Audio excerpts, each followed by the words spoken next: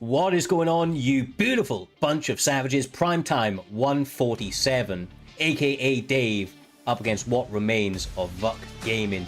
Another incredible card here this evening, set to have 11 fights of pure virtual violence. We're not really, as is a custom here at Primetime, gonna waste too much time. We have these guys ready and raring to go, and for one time in a long time, we are on time and getting it into this card in quick effect. Up first, we are about to see S2 Viper up against Glue. Should be a fun fight. Middleweight is the weight class.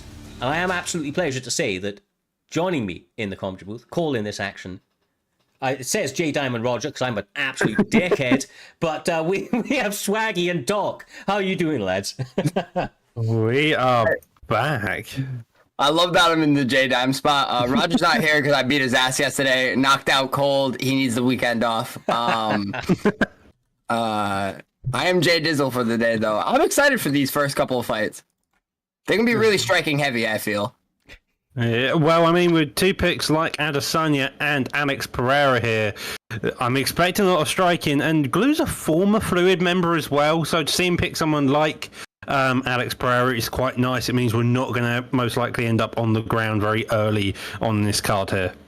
Well, we will see. It doesn't really matter the picks. It's about the fighters using them. And obviously these guys do both have some grappling chops there, but I'm hoping to see a striking affair as we are right now. I will say that Viper plays with zero sound, and that is psychotic behavior. Like literally American Psycho vibes when you're playing with zero sound. Viper was in TST for a little bit, back in its short little reign, and he didn't even want a corner. He was like, "Nah, I play in silence." Play in silence. He likes to hear his own heartbeat. That's what this guy does, man. Well, Glue managing to get the stun very early on. What I'm really confused by is how much head movement Pereira's doing. He's lent into a few shots. He's nearly been caught. There's a lot more blocking to the body than there is to head as well. And with Viper throwing those 1-2s down the middle here, Swag, it's definitely looking a bit more suspect as time goes on. But he's managed to get the stuns each time. Yeah, no, I mean, Alex got heavy hands. And you know, every time Viper throws, he's leaving himself vulnerable for Alex's heavy hands to land on him, Cyrus. Yeah, absolutely. The thing about Pereira is, like you say, he does hit really, really hard, and if you're using Izzy up against him, you have to fight the perfect fight. Have to be the matador out here, trying to be elusive, landing those shots and getting out of range. So Viper really can't afford to be making mistakes. Has got clipped already, but it's not over, obviously, still very early, but, you know, ducking into knees like that, Doc, that can be problematic very, very quickly. For sure, for sure. The stamina as well is not where you want it to be. Pereira is typically the one who gasses out during these fights, and as a Viper, with the amount of pace he's put on and the two stuns, is really helping he stamps up to his Swag. I thought that spinning back kick was over, but it didn't do anything. It didn't do anything.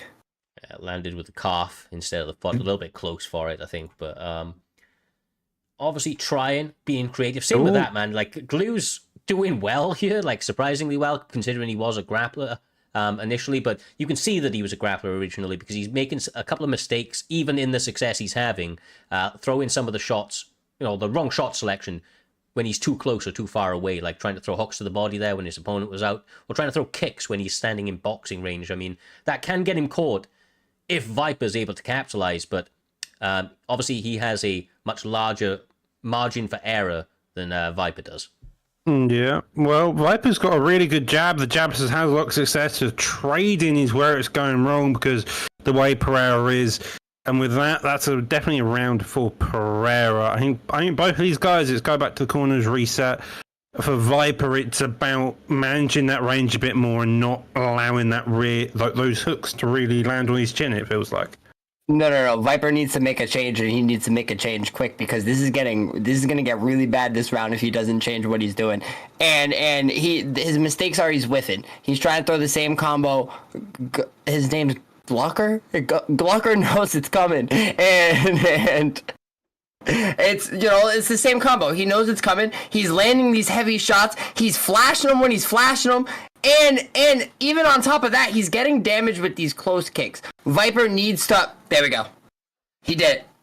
Combination. He might play with sound on. Yeah, no, for sure. And just as a correction, it's not Gluca, it's glue liquor. Like, just putting that out there. It's That's glue liquor. crazy too, though. I mean, it is. But like, that man's out here trying to get buzzed, one way or another. Front kick lands for him. Oh wow! Slip and a pull. Elbow. Beautiful work from Viper in a moment of desperation. Has to be a little bit more calculated, though, as they approach the 3-minute 20 mark of this round 2. Otherwise, the Alex power is going to bleed through, Doc. Yeah, it's looking rough as time goes on. It's got to really struggle here in both sections of the head health. Flying knee out of nowhere. The block is low. The head health is decent when you think about it overall, but 2 rounds... A round and a half left, sorry, and this fight's only going to get worse and worse for Izzy here.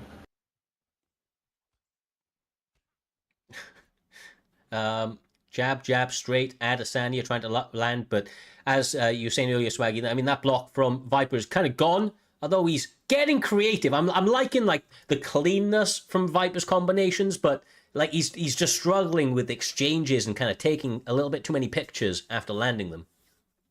Oh... Yeah, he just landed a beautiful combo that right head there. movement, His stam is very low as well. It's kind of a really shitty spot to be in when you have this much of a stam disadvantage against an Alex player. He just needs a really big counter. That's the thing for Izzy here. Izzy's low stam. He's only got 1 or 2 shots really in the bank before suddenly he's going to get stunned or dropped. And so with a block like that, it's all about getting that one shot and then a big counter and then just landing cleanly. Yeah, I mean, some of these big movements like the head kicks, I mean, I know it can cause large damage, but I just feel like glue hasn't really been there for them. That's what he needs. Jabs and straights are what are paying the bills for him right now. He is getting a lot of success from them, catching his opponent. His range management is just simply better. Viper's range management, and if he concentrates on that, he'll have success. But the trades get him killed every time. Every time. Jeez, man. Alex with a brutal KO. Glue liquor out here. Killing Viper. That was savage. It was that check hook that stunned him. Viper went for the double hooks. That rear hook landed on that lead hand. Drew that lead hand quickly after so many patches, finally fixing that check hook, and then off of that, it was just at death's door. It looked like there. Yeah, for sure. That was a banger of a fight.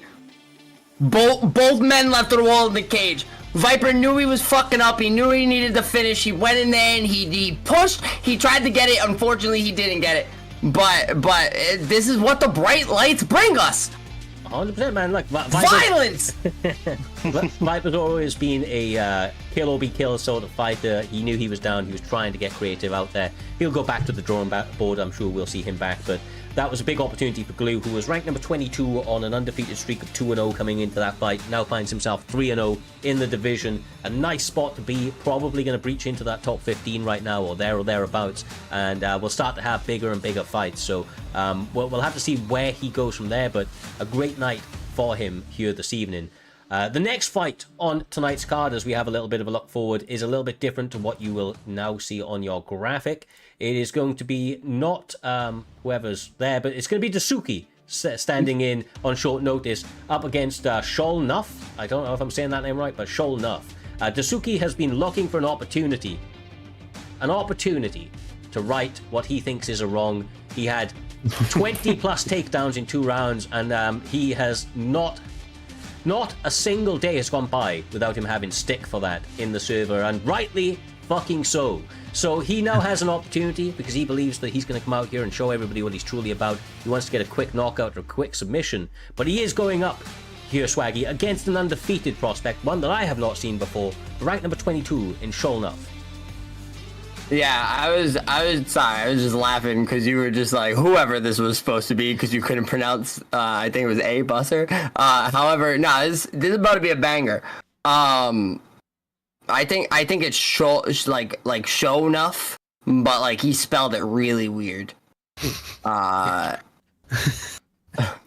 Well, he's got 2-0 from unaired. This is his live card debut, so it'll be interesting to see how he does against someone who is basically an extreme grappler by all measures, I think is safe to say. Yeah. I mean, he has gone. Was his name Tainted Ember? I think I fought Dasuki on WC. I think I've heard this before. We're about to see what Dasuki's all about. Straight in there with the clinch. If he doesn't get... And again. Yeah. Good denial. There you go. Showing he's got some grappling chops. It's good. Okay. Can he get out of this? Don't be silly. This is crazy. Oh, the Stam going for the mount, gets rolled over, and now into top mount. This is a dangerous position to be. Very easy denies on half guard. You got the arm triangle, which you can fake to high hell. You got the arm bar if you get really bored, and then you also got the dreaded and ground and pound from mount as well. One deny, fakes that, and goes for the arm bar. Very quick. Low Stam already as well, so this is looking like it's going to be a bad night if you're Shoal, but that's a really good fake there as well. Oh. Wait a minute. Oh, that's deny, and the armbar. One more and he's done. He's going to try and get a round one submission. Instantly going to go into an armbar here, I would imagine. Oh, down into cycle. Yeah, finish and fight. Actually having PTSD moments. He's having PTSD from rank. Yeah.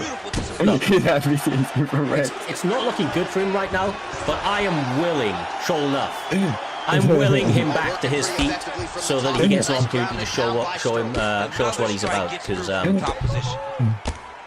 this is tough.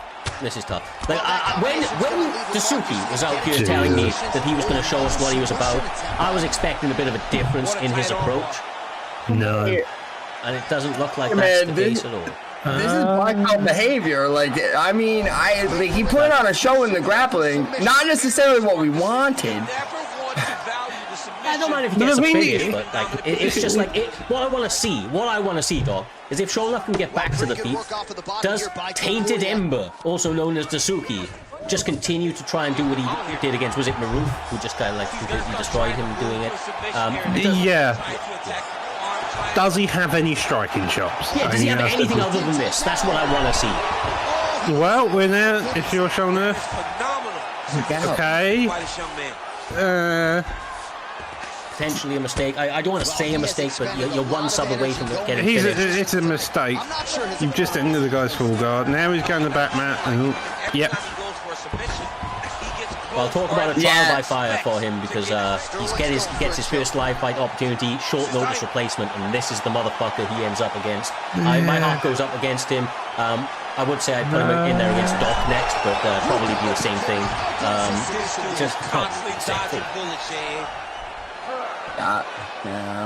Working out of side control here. His opponent trying to control. Well, the most interesting thing I suppose here to say is that Tainted Ember has gassed himself out more. Couple of bits of ground and pound, and that is round one over and done with. Overall, not much ground and pound till the end. Was submission secured in the armbar very early on. Shonuff did enough to stay active. Did have one opportunity to get to the feet. Hopefully, he can have his takedown defense hold up during this course. It can maybe expect that clinch, straight uppercuts, a good counter to it. Hold RT for the gilly, and hopefully he can get somewhere going from there. Yeah. Right. What about see? I mean, if he does, don't touch his glove. Don't let him close. There you go, straight into the clinch. Got stopped with a body shot into the double leg. Dasuki. I'm going to be honest, man. You ain't showing us anything different than what got you destroyed in the first time. It does look like this guy's having a much tougher time of denying it, but this is kind of age. If he gets the finish, he gets the finish, but like, this man has thrown maybe 5 punches in his life. Not just this fight, but in his life, Swaggy. And I think he's just relying on people not being able to deny or deal with whatever this is. And this is a really bad league to like rely on this kind of fighting in, because you're eventually gonna have to strike. Like there's people out there that are gonna. You're saying Maroof demolished him when he was trying to do this. I'm pretty sure it was Maroof. Maroof Like, didn't just destroy him, man. He fucking annihilated this guy. Yeah, that's what I'm talking about. Because this play style is like very easy to like combat, and like. I'm not gonna hold you, like, I don't play the game much anymore, and I'm ass, but, like, if somebody holds me on the ground like this, I'm gonna defend it. Like, it's easy to defend, like, you just gotta know. And, yeah, no, man, The thing about it is, right, Swag, and I'd say, like, in a lot of situations, that's probably correct. With somebody again, like Dasuki, I would, like, if he gets takedowns, like, I'd be interested if somebody just kind of played, Just kind play of on play top of him. play possum a little bit. Just like didn't try to do anything other than deny, right? Like, and slowly work it. Because like, I don't feel like this guy does enough ground and pound to get back up. So if you just deny, the referee's probably going to separate you. And if he's just going for the takedown, the issue becomes that if that's all he has and you can't stop that takedown, then he's going to win just on control. And that's, obviously this guy has a little bit to go. That was a horrible first fight for him. The tiny heart that I have goes out to him, and I hope to see him back with an opponent that can actually go out there and dance. But he's probably pissed. I would be, like, I'd be pissed if this was OWC. Never mind if I had fought twice on unaired and then had to fight this guy on short notice. So, no, credit to Shoulder enough. He took the fight. He didn't bitch about it. At least he went for the finish. He might be bitching now. I don't know, but I would be. Either way, Dasuki gets the finish. Somehow, some way, that style worked for him here this evening. That is all I will say from now. And I will say one last thing, Dasuki. You know, you said you were never going to live it down. With performances like that, you're never going to live it down. You ain't ever going to live that shit down. So. Oh man, yeah. Either way, I'm going to move on to the next one. We have rank number 15 Versatile up against Bad 999. Bad 999. We have a lot of 2-0 guys here this evening, Doc. Yeah, a lot of them have been making their way through the unaired and now finally getting their positions and signing up to compete against the guys just either around top 15 or just outside the top 15. That place, they're looking to make their way at the very end of the season, try to get to that top 16 for the GPs next season as well. I'm really excited for this fight. You know, both guys are cool guys. Outside of the cage, you know, just found out Versus from Alabama. That's awesome. And, you know, this is a classic matchup. Max versus Gaethje. Yes, sir. Representing Alabama, Versatile coming out here, trying to throw those hands. Trying not to go full Gaethje, but Max Holloway's a tough matchup, especially with this variant of him. Bad's doing a really good job of attacking the body, trying to poke with the kicks, which can be problematic, Doc, but has to be careful of the inside boxing and power. I think this one's got 92 power, which is insane considering Max is a pain to fight when he's got 88 power. So him suddenly having 92 power just makes life a lot harder. Gaethje, though, had about 95 or something along those lines, so he's still good. You just got to really try to beat that cardio. So far, though, a lot of the shots Versatile has been landing has been around that lead hook, so if he can keep working that to his favour, then he should have a good time here, Swag. Yeah, no, for sure. I mean, it's looking like it's a pretty back and forth fight right now. You know, they're going when they have their turns, bang, boom. They're not really dodging much. You know, Max still got hit there, even trying to move his head. They're still trying to feel each other out, but they're doing that by pounding each other. Cyrus. No diddy. Body kick caught. Yeah, I mean, a lot of this is blocking and catching of kicks right now. So we will. We'll see how this obviously unfolds. In the early part of a fight, it's always about just trying to give your opponent different looks, trying to get different reads from them, and opening up, like Holloway's doing right now. It's looking like if Versatile switches his stance and fights in the same stance as his opponent, he may have a couple more success. Holloway, a few times so far, when he has switched stance, has managed to have difficulties defending a few strikes, and as well as the check hook there as well.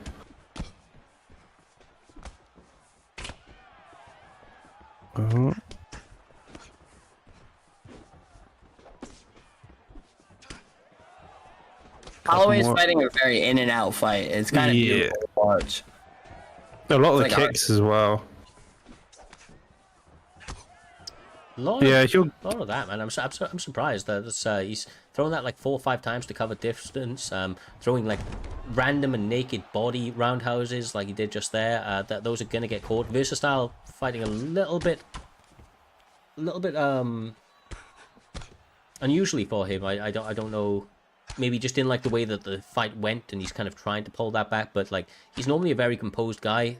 He does have some really good kind of pulls and counters in his arsenal, and his shot selection normally very, very good. So a little bit uncharacteristic for him, but we'll have to see how he adjusts coming into the second round, because for my money, Bad is doing the better work right now with, like Swaggy was saying, that lateral movement, the in and out movement that he is doing is being very effective, and maybe that is what's causing some of the frustration there. Well, looking at the stats very quickly, does seem like it was Versatile, weirdly, 23 to something, in the favour of Versatile, so maybe that was his round, although, at least with the way we watched it, definitely seemed more like Holloway was the one winning.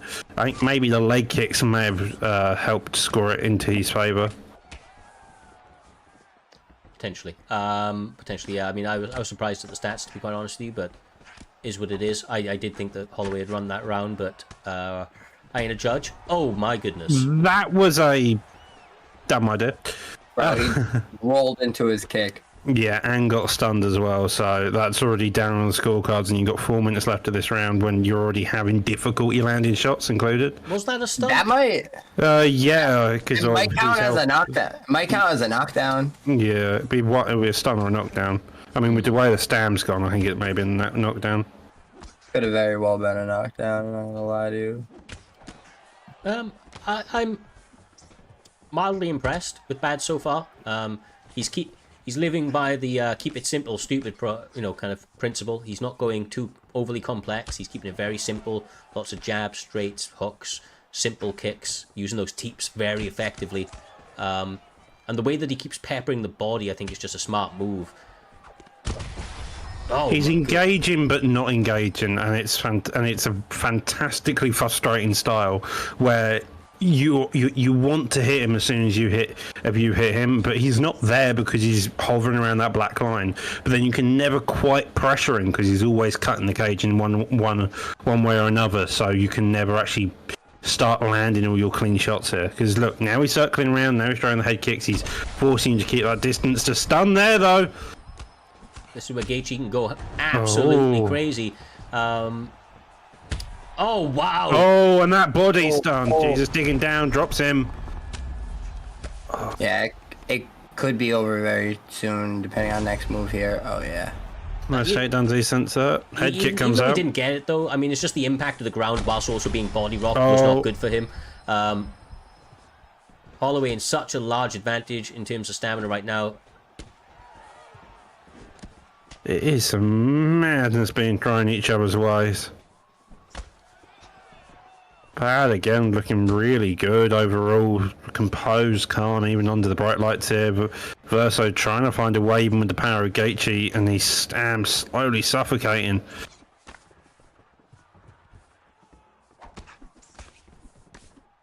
Shoot in the chat also saying, Bad fighting, very, very good. And I couldn't agree more. This guy looks like he belongs right now. He's fighting very composed, mixing up the shots very, very well. A lot of the time, the body shots, being at such a high volume like he is, can get you caught. And other than a couple of missed body roundhouses, everything that he has thrown has been in variation, been difficult to counter as a result.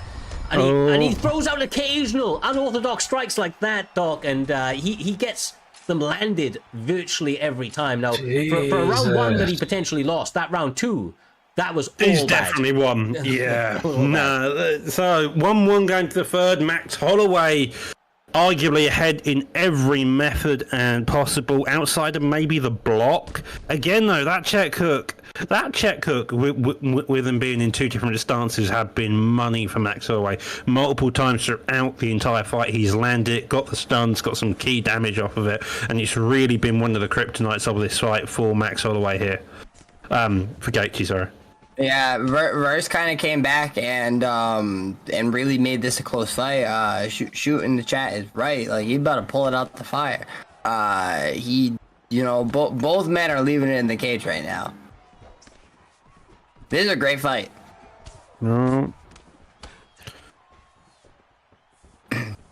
Verse is showing the Alabama strength in there.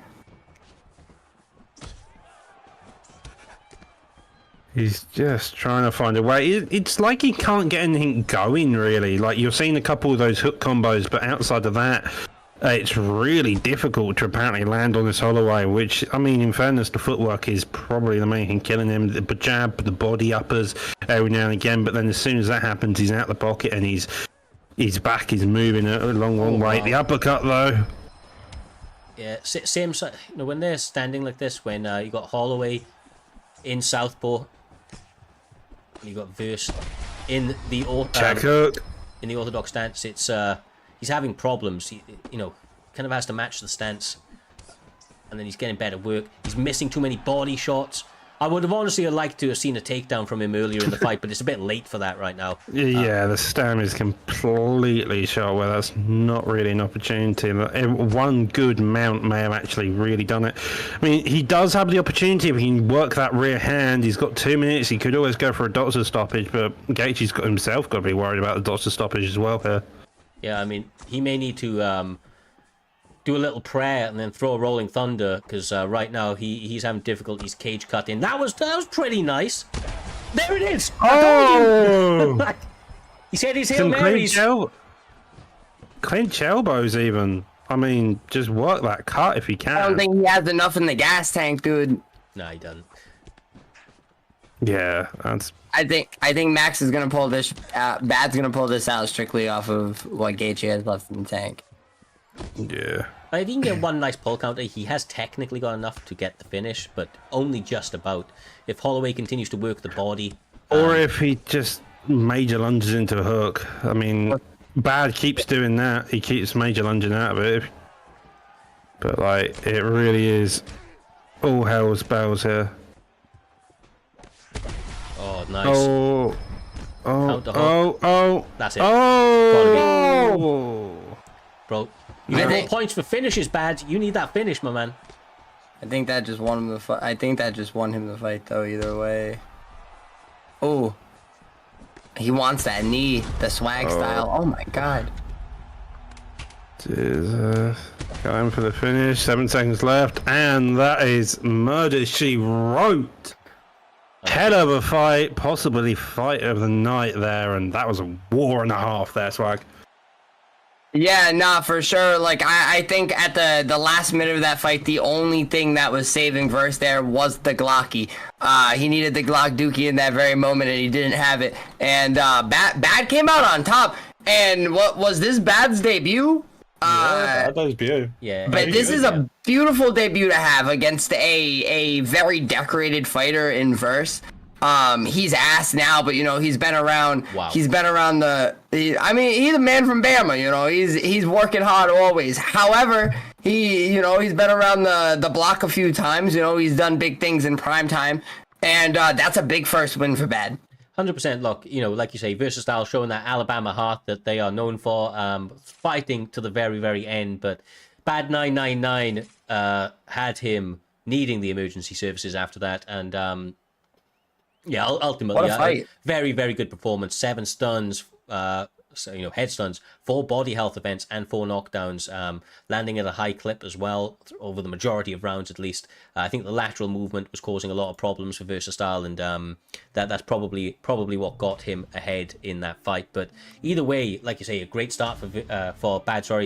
Going into this, he's now going to move up in those rankings, going to find himself on the Ed card next time out, and gets an opportunity now to try and make a run towards the top 16 to close out this season. If he can get that, Doc, as you well know, he will find himself in the Grand Prix to kick off the next season for ourselves here at Primetime MMA, and that would be an incredible little story if he's able to do that, going from uned to ed and then opening up in the Grand Prix.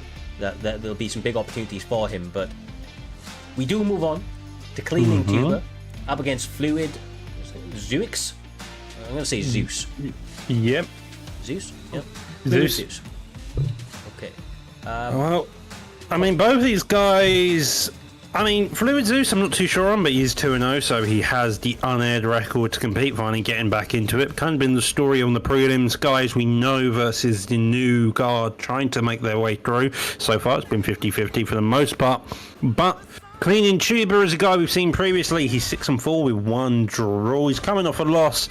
And this guy, he went from a grappling god to really developing that striking game, and that's what you love to see about these guys, so slowly becoming more and more well-rounded in each time. And with a Fluid member here, it's definitely going to test his grappling chops, but with a pick like Peter Yarn, maybe we get to see a lot more striking here as well tonight. Yeah, the Marab pick confuses me, because Tuba is like, in my eyes, Tuba has kind of become a striker. He still has that grappling edge, but you know, he likes to strike. He likes to get in there. He likes to throw him around. And I'm just confused why he picked Marab, but you know, maybe he knows something I don't know, Cyrus. Well, I mean, he saw the Fluid name, maybe he was expecting a bit of grappling, wanted the opportunity to do it offensively should he need to, but Peter Yan being a pick means that he has the full array of mixed martial arts truly available.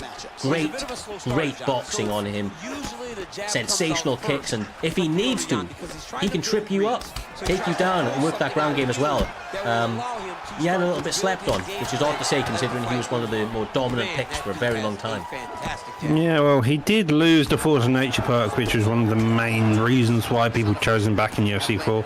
Overall, though, I think the only really big thing that Peter Yan is missing from his overall moveset is arguably an arm triangle. Having one of them would definitely put him top tier in the bantamweight division, but that boxing's clean. He's got a darts counter when he needs it. He's got a lot of little tools that can be very sneaky, and again, he can still put on that pressure with the Bulldog perk as well, thinking about it, which also has that block, which is just ridiculous. So arm triangle is like very easy. Never mind. It's everybody should have an arm triangle if you're a mixed martial artist. That's insane. The most basic of shit, bro. The most basic of shit. You know? It's one of the most basic submissions. That's a day one submission. Like.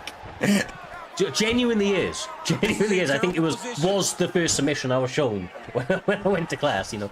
So, day one submission, bro. literally. But yeah, I mean, it makes sense that Marab doesn't have it because the guy doesn't really spend much time on the ground. He just takes people down, they get back up, he takes them down again.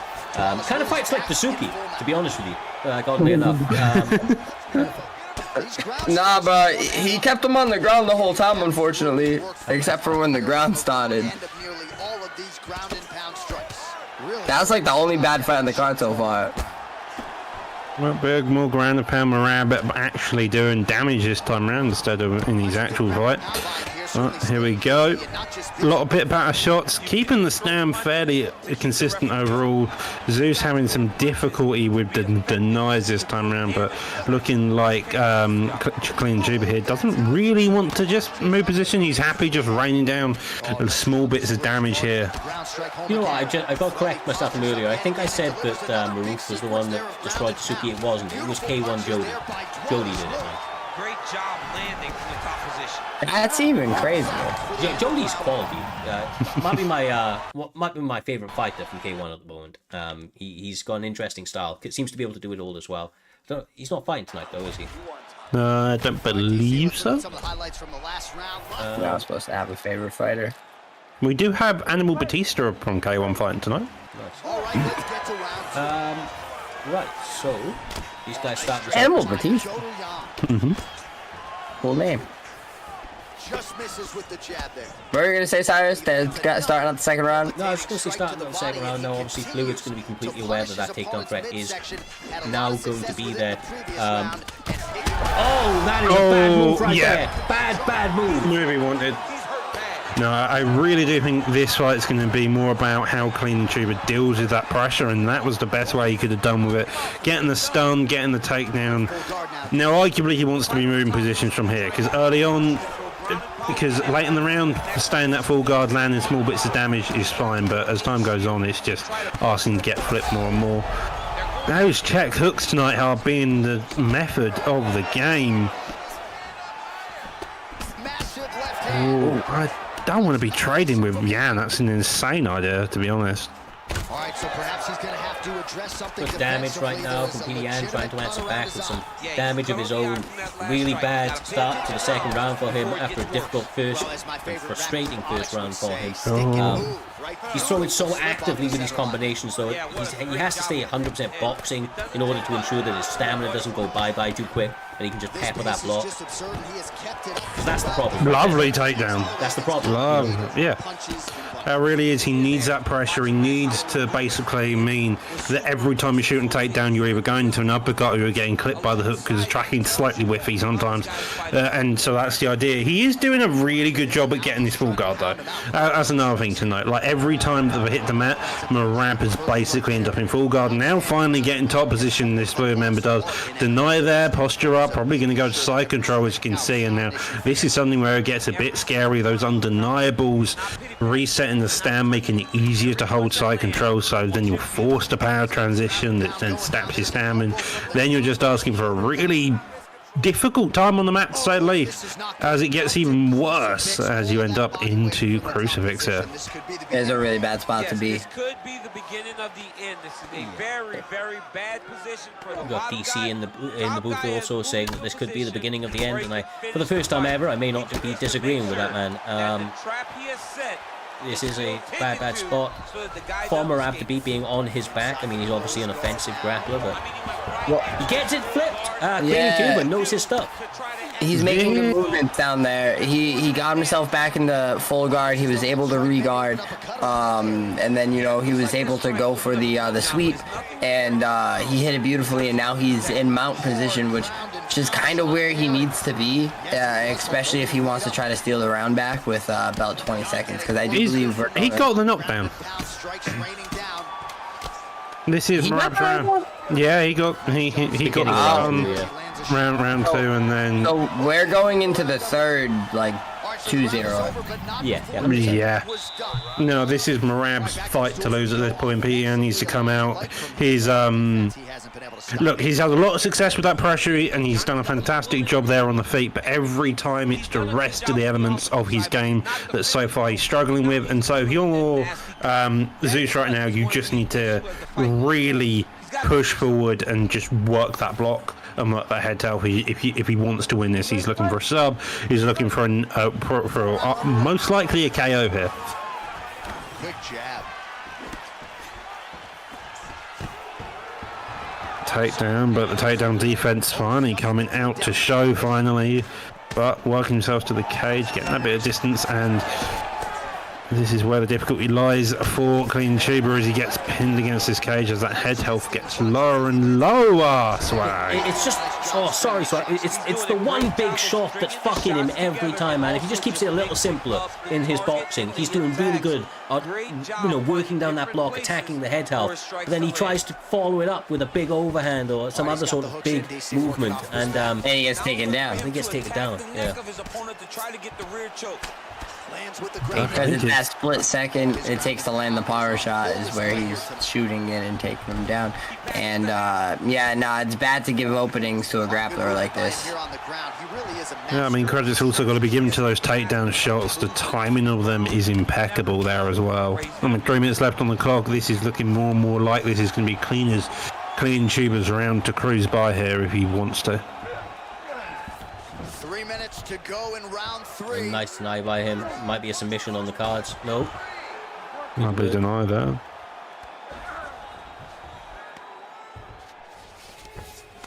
All right, half guard position here. We'll see what he can do with it. A lot of weapons at his disposal from this dominant. Couple of basic body shots. I mean, like, the longer the Cleaning Tuber is here, obviously the better. He's going to limit the opportunity for him to lose this fight.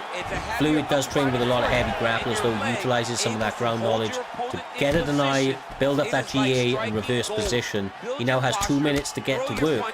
Big damage, but then always control the far side underhook. This is a great position for a top fighter. Takedown here, just doing a nice job not telegraphing his shot, clean entries. The Olympian's gotta like what he sees. I mean, over and over he gets to the Slow and steady wins the race here from Maru. He's got all the control he wants to. Hopefully a finish if he wants to score a bit higher overall if you're Clean Tuber, but Nonetheless, it's a I fight. mean, I think he's just happy enough cruising along with his grappling victory.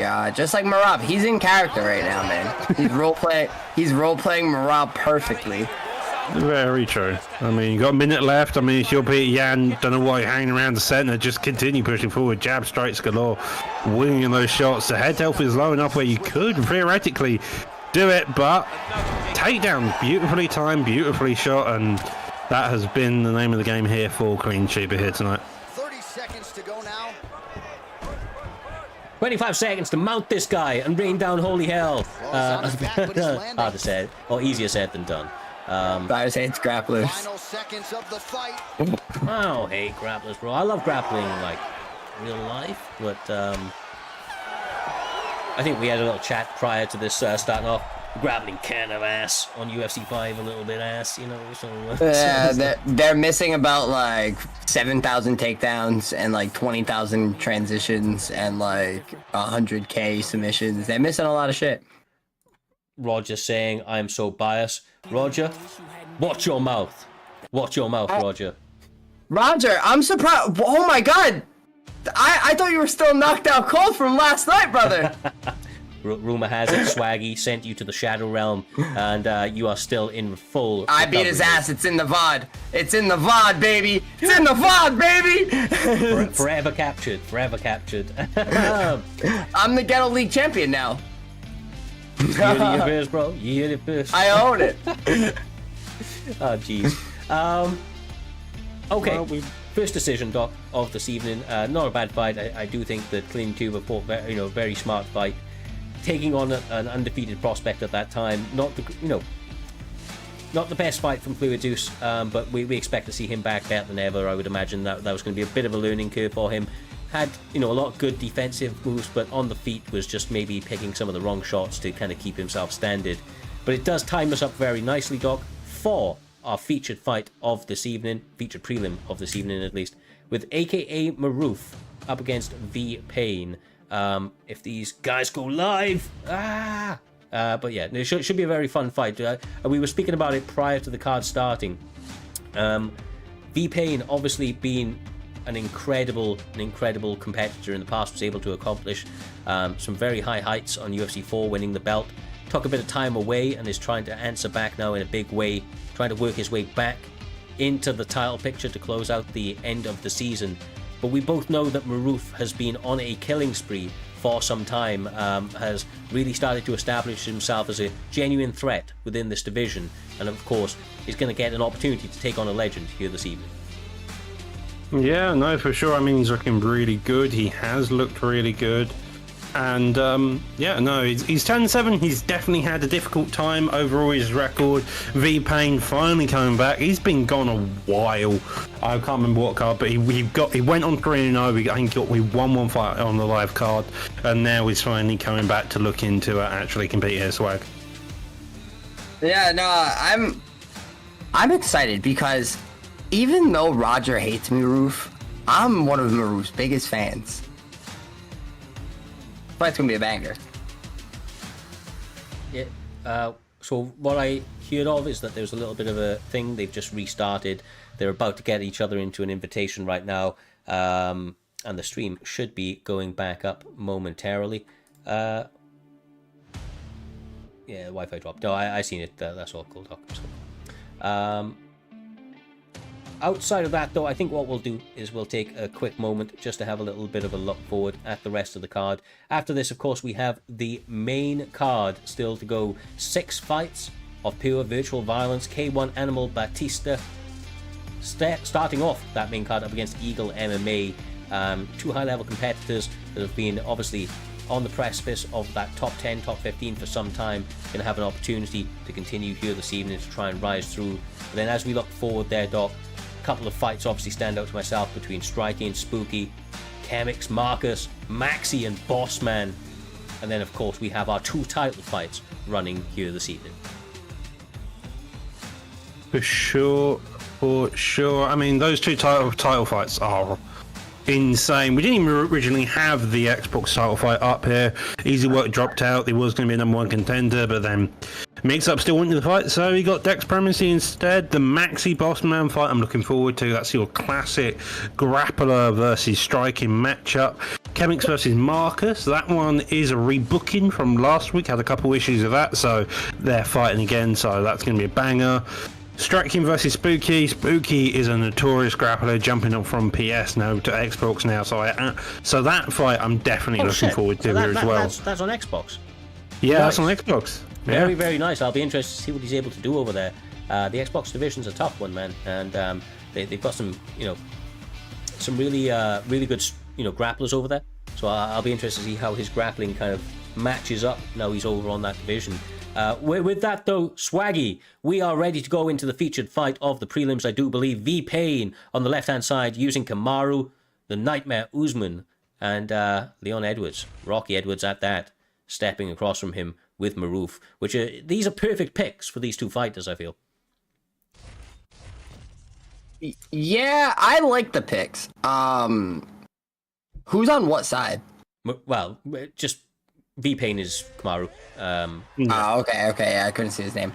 All right, no, I like the picks, especially for their styles, because as we know from the past, V-Pain is a big grappler, but he likes to strike. So he's a little bit of both. He's switched, but he still shows flashes of that grappling every now and then. Well, I did spar V-Pain recently, and I was very impressed with the advancements in his striking. But he was picking strikers in those matchups.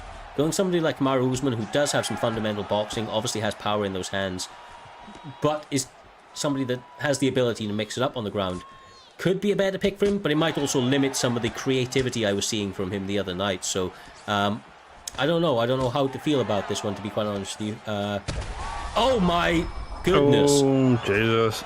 Maruf not wasting any time, Doc. Big head kick opening out round one for Maruf. No, both of them looking well versed. This is your classic UFC 2 matchup, and I mean, both these guys not wasting any time getting into the action. V-Pain having a bit of difficulty just trying to get his boxing sorted so far. Maruf, though, having a lot of success early on, trying to get those kicking distance really sorted and really checked out. Flying knee coming out already, which is very quick for saying you've only been fighting this fight for 2 minutes already, Swag. Yeah, Maruf usually comes out hot. He usually comes out early fights, and he comes out hot, and he simmers down a little bit. I'm excited to see if V-Pains can kind of hang in there and kind of get through this little heap of energy from Maruf and kind of make it out through the other side, Cyrus. Yeah, I mean, I'm a little bit bewildered right now. This is a completely different... V-Pain's kind of devolved back into some of the striking that he was used to doing, like fishing for pulls and counters. One of the things I was impressed with in the advancements of his game when I kind of sparred him recently was his ability for shot selection and preemptive combinations. It was a large improvement, but that might just be down to the pedigree of Maruf and the way that he's coming out. Like you said, he does like to start out these rounds in very quick fashion. He's a quick starter. But V-Pain seems to have a grappling just kind of at the forefront of his mind right now. He knows that he wants to get it there, and I don't know if that's the best bet for him. The pull counter, however, does finally land Doc and gets a stun back in his favor. Yeah. I mean, the main thing right now is just seem to be, it's kind of the same fight you're having when you look at Versatile versus Bad, or how you saw it early on. It was very much a case of Versatile was having a lot of difficulties landing a lot of his clean shots, whilst Bad was able to land a lot of his shots very cleanly. Now it's kind of the fact you're seeing Usman being in a place of Versatile, and Maruf is the one able to do it. But right here, the power of Usman really coming out. But again, just throwing those wild shots as the stam decreases is asking for more and more trouble as the round goes on here. I don't disagree. There were some big moments, obviously. He might have stolen that round back, but he's going to be at a stamina disadvantage coming into... See, in fact, I don't even know... Even though he's gone extra stun, I don't know if he took that round still. 22 out of 82 shots. Typically you're landing 50% of your shots, so you should have realistically land 40. Maruf's footwork and ability to block all those shots, that has cut that in half, and that's also not helping the gas tank here when you're only landing 22 out of 82 shots, and he's got to make sure to be a bit more accurate coming into the second round, otherwise that's going to be a really big issue. Luckily, the cardio of Usman has kind of saved him here in the recovery, but it may not be for long if Leon Edwards can land a couple more key shots to the body here as well. Absolutely, and as we approach the 4-minute 30 mark of round 2, with a nice takedown from V-Pains. We have King Jon Snow in the chat with those 300 biddies. We appreciate the support. One of the OGs of the community right there. Swaggy, this is exactly where V-Pain wanted to be quite clearly from the beginning of round 1. Struggled to get it in round 1, but with so much time in round 2, this is a big, big moment for him if he's able to keep the position and capitalize. Yeah, no, this is a really good position for him and a tough position for Maruf. And especially using Leon, I feel Leon does have grappling, but like not to the extent of Kamaru. Kamaru could just hold him here and kind of just like engage damage, boom, crucifix. And yeah, going into the side saddle. That's not really a beautiful position either. And there's really not much Maruf can do here. He can sprawl, go to his back, or do that. Yeah, I mean he would have been stuck there, I believe.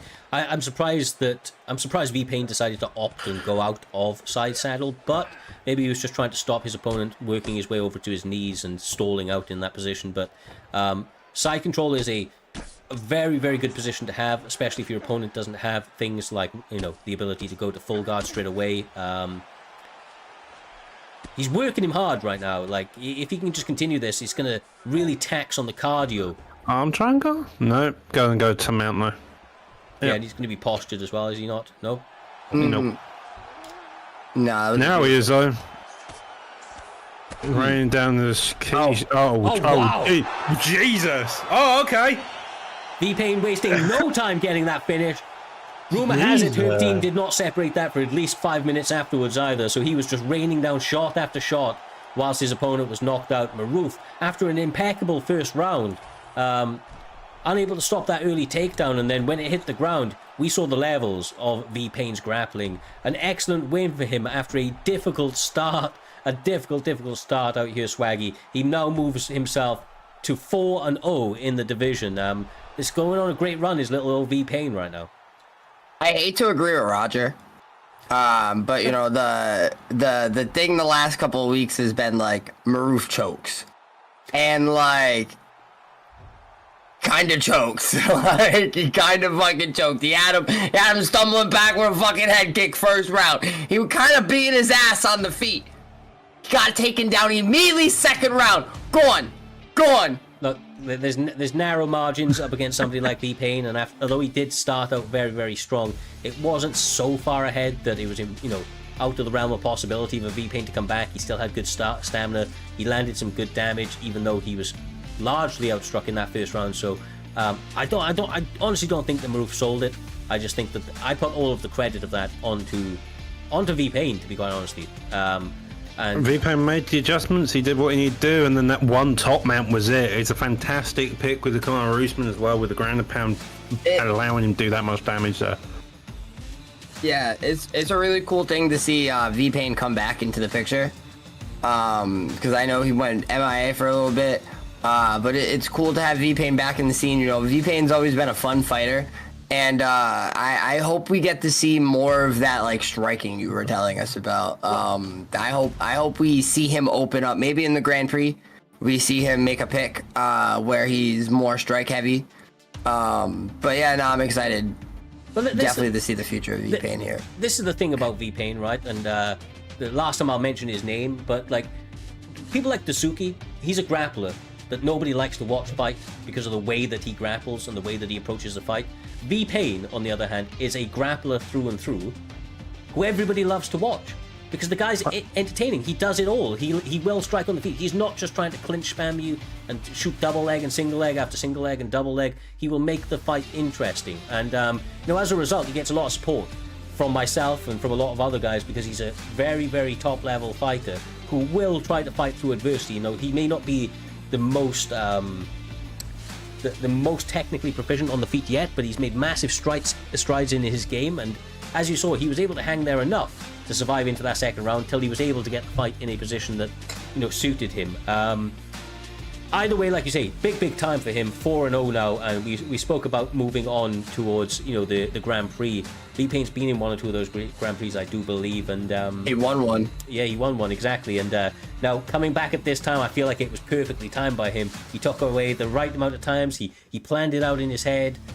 He believed. I'm happy for him. He's a dog, bro. He's a fucking dog.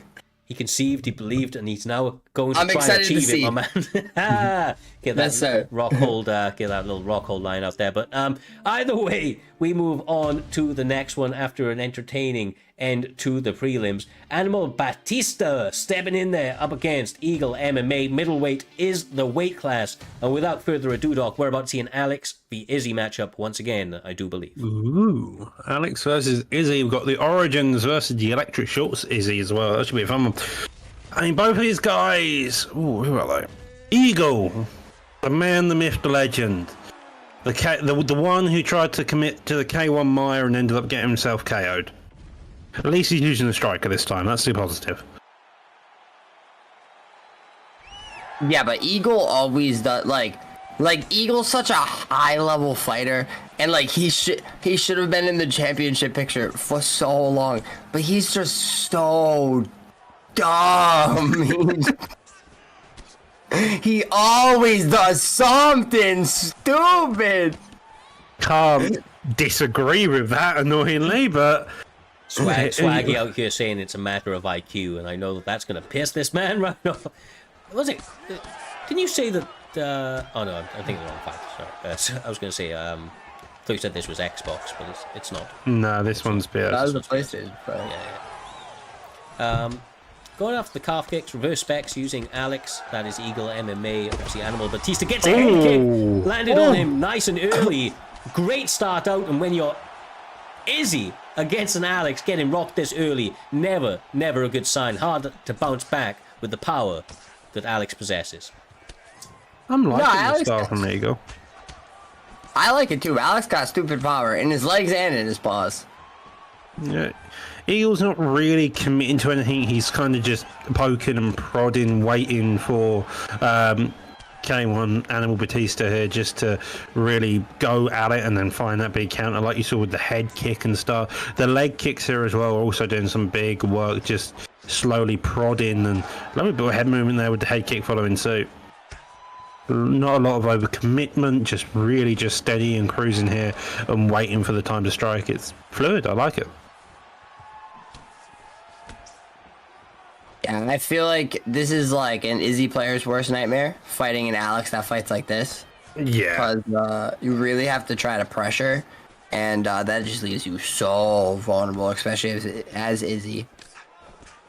Well, arguably, this style is the style you want to be playing Izzy as, and because you're expecting the Pereira player to put all the pressure on you here, Cyrus, and just control you, and then suddenly you're the one having to do that back to your opponent. Yeah, 100%.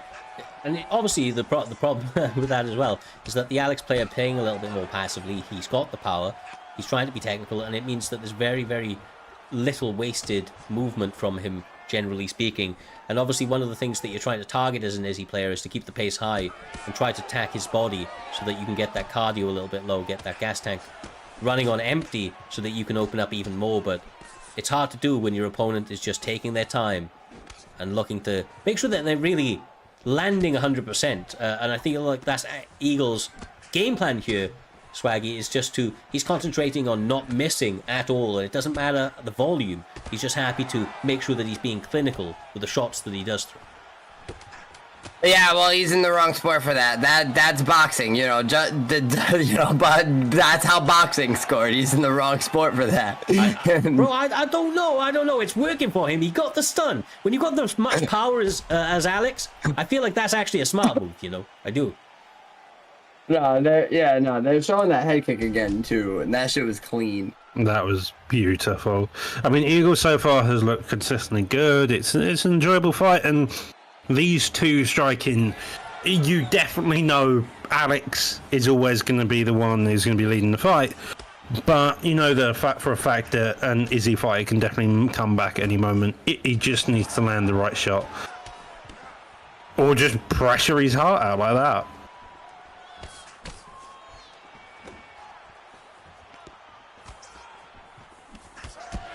Oh.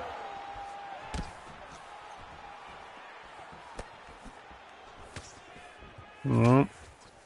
Izzy continuing to pressure. Eagle trying to stay out of the way as much as he can here. Swag just finding the key shots where he can. He doesn't need to really do much. He landed quite a good amount of damage last round, and because of how much damage Pereira can do, it makes trying to get back on the judges' scorecards relatively difficult. Still.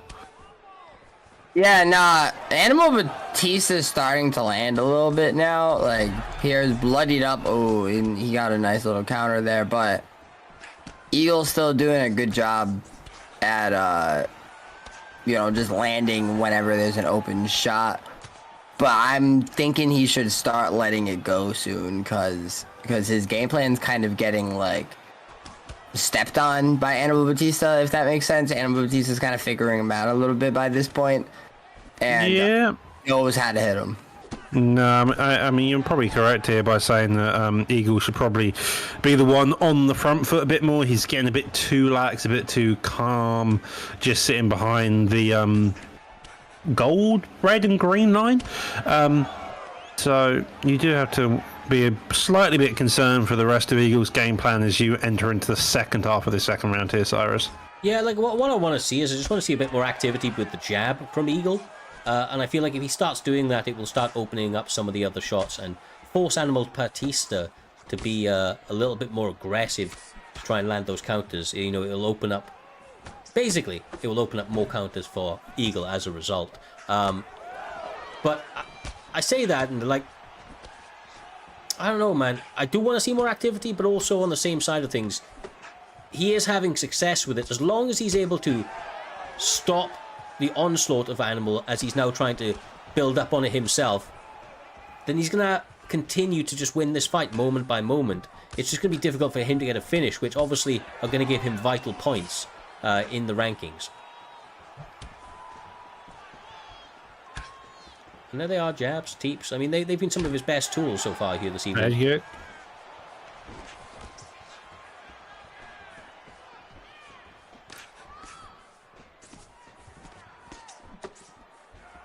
Yeah, I do just want a bit more pace out of Eagle, I think. I just want a bit more of those jabs, as you mentioned, a couple more straights, just playing that aggressive game, because that's all he needs to do here, because he's playing quite reserved, calm, on that back foot, where if he suddenly mixes up that pace, be a bit more aggressive against someone like Animal Batista, there's a strong chance that he'll be able to finish this fight and hopefully score some more points for the rankings for him.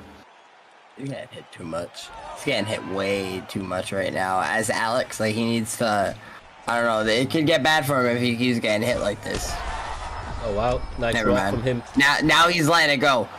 There you go, putting on the pressure. Does that and does my God! it! Oh my God! Holy! Oh my God! Oh my God! He's dead! He's fucking dead! Holy shit! Well, the commentary was calling out for some more aggression, and Eagle MMA said, "Now is the time." That guy is goated right there. After a reserved and calculated approach to the opening 2 rounds, he found an opening to absolutely uncork the most unholy of combinations to get the finish. Incredible performance by Eagle MMA. Never doubt this man again. Never doubt him again. Jesus. I didn't doubt him. I just called him a dumbass. That was a... Oh my God!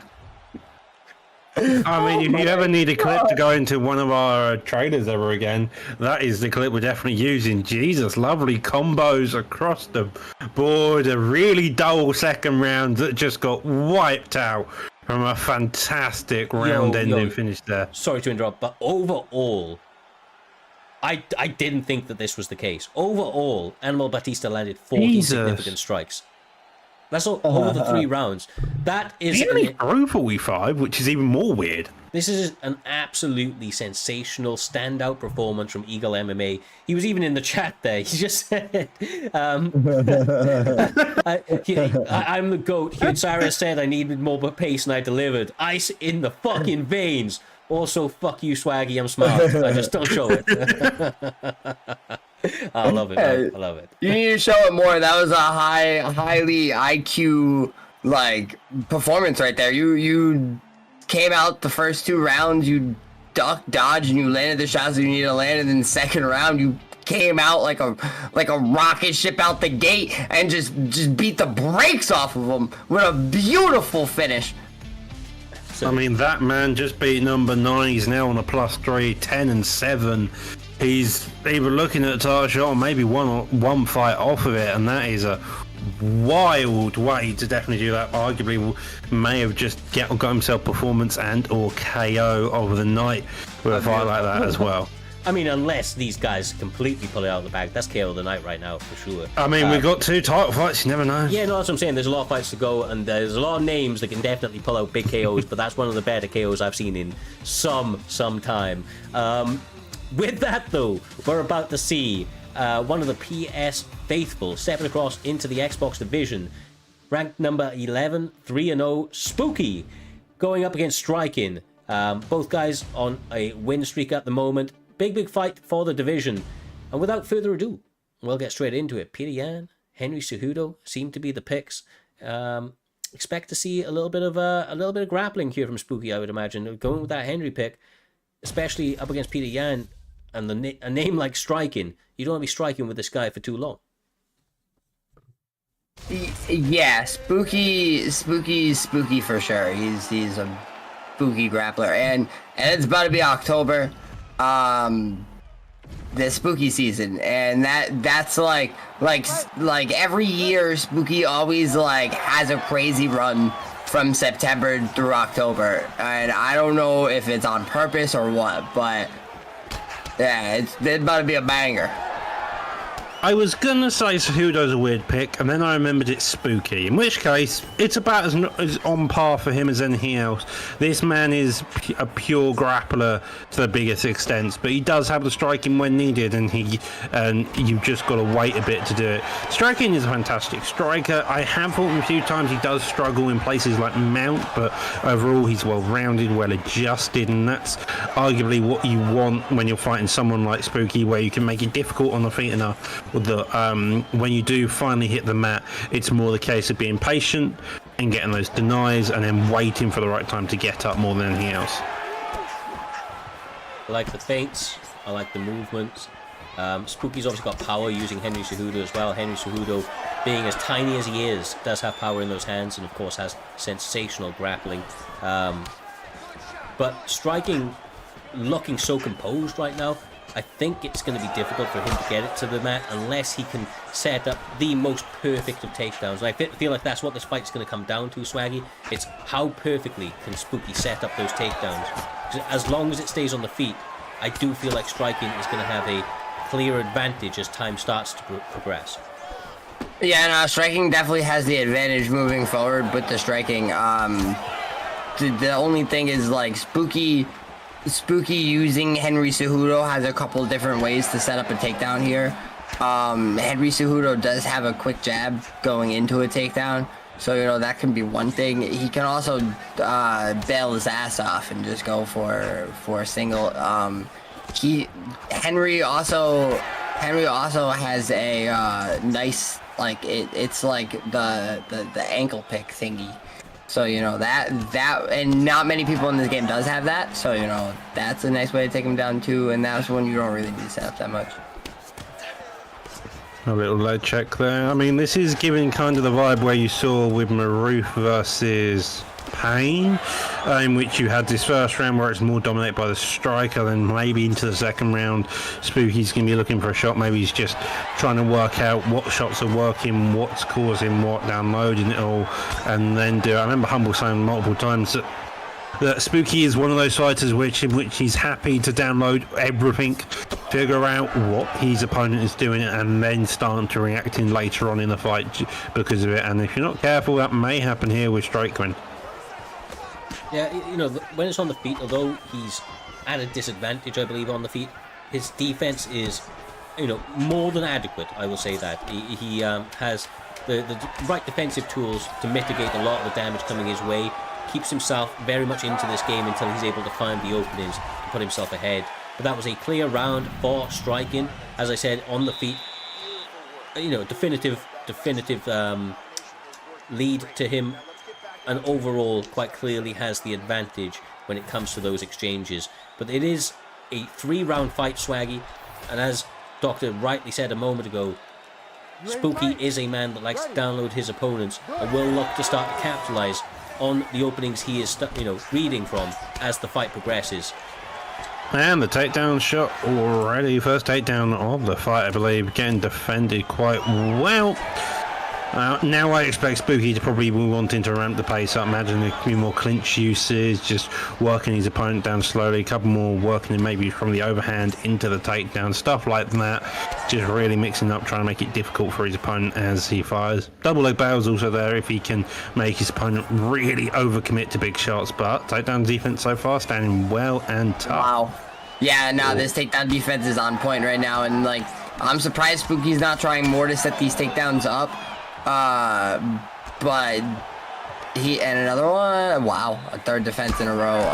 This is beautiful takedown defense against somebody like Spooky, Cyrus. Oh my! Oh, that was lovely. Uppercut counter lands for Striking, who is taking the striking lead that he has and starting to run away with it. The takedown defense adding to some frustrations for Henry Cejudo, who finds himself rocked again. Oh. Okay. Well, maybe not capitalizing on the stun as much, but given the rest of the... Oh, Jesus. Okay. Starting to heat up right now. These guys are coming up mythically. Reading head movement counters across the board as well. Switch starts. A body uppercut again. Trying to force the uppercut. Oh, the uppercut just missing there as well, though. Oh, I thought you had that one. Excellent defense out here, Swaggy. That's impeccable right now from Striking. Pitching a full shutout for all takedowns. I feel like I have to mention this is on slightly higher ping, so this is probably about 120 up to 150 because this is a UK versus US, and so the fact Striking is managing to keep his takedown defense, I would argue, is even more impressive because of that.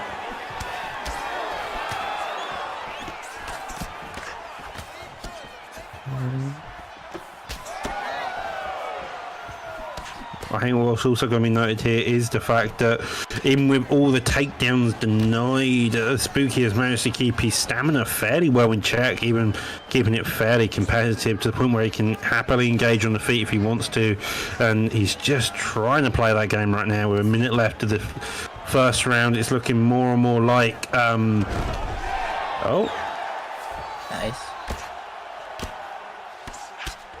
Spooky's got to do something big. Top mount. Nope. That was a beautiful sweep. It was a beautiful sweep indeed. Backside. Ooh. Beautiful back take.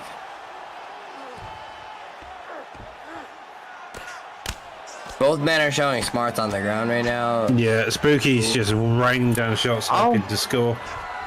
5 seconds left in the round, and that was huge.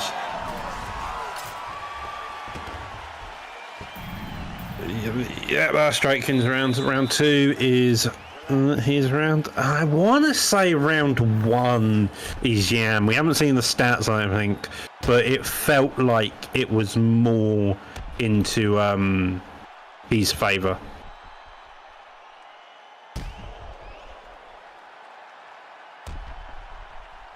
Well, we're about to approach the third and final round of this one. Spooky needs a big round here. Potentially needs a finish. In fact, I'd say he does need a finish. But I've been more than impressed with Striking. This is an incredible performance for him so far.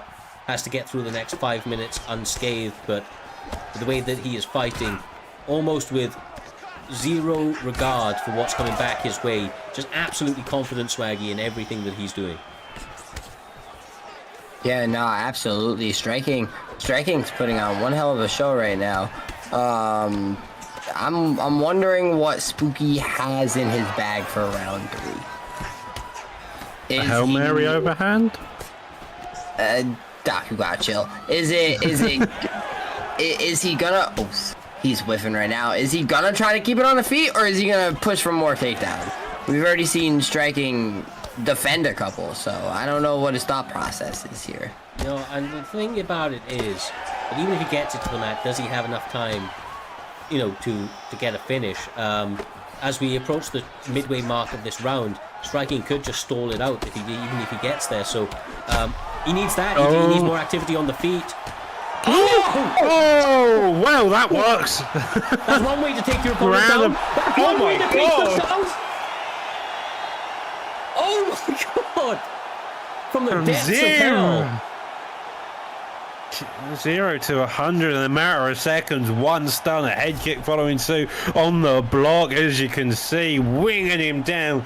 Turns around, straightening to backside, and just raining down the shots and getting the finish. Spooky down too, but that doesn't matter when he's got the finish in the third there. Made him do the little chicken dance as well at the end. I mean, that was that was crazy. I feel terrible for Striking, because that was his fight to lose, and my god, did he lose it. What a way to end that fight. Spooky going over to that Xbox division swag in a big way, fighting through all sorts of adversity to get that finish.